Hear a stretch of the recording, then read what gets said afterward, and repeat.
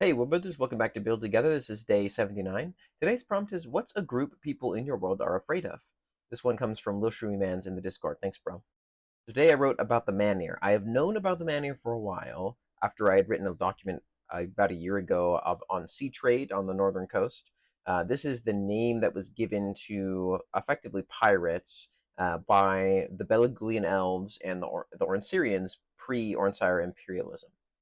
Originally was this almost like derogatory term that you used to mark individuals that were pirates, and it was a way for these two countries to sort of ostracize these groups to get them outed for what they were doing, and then to punish them.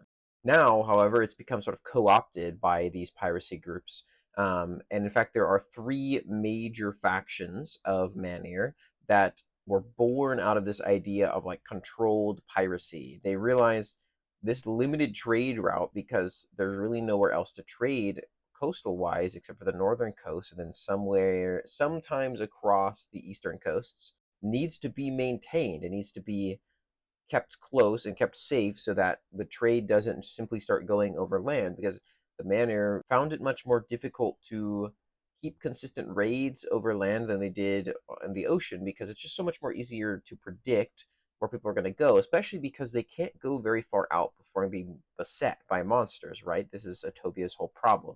There are three main factions among the Manir: Red the Immolator, Mano Coffers, and Tragedy's Children.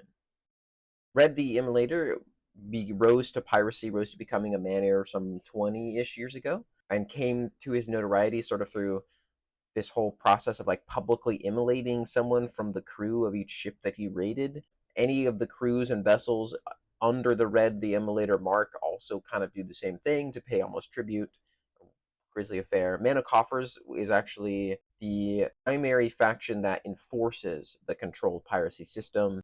They represent this woman who came in and fully upended the way that they were handling things financially, and like how they were solving the commerce problem of like effectively overfishing for piracy.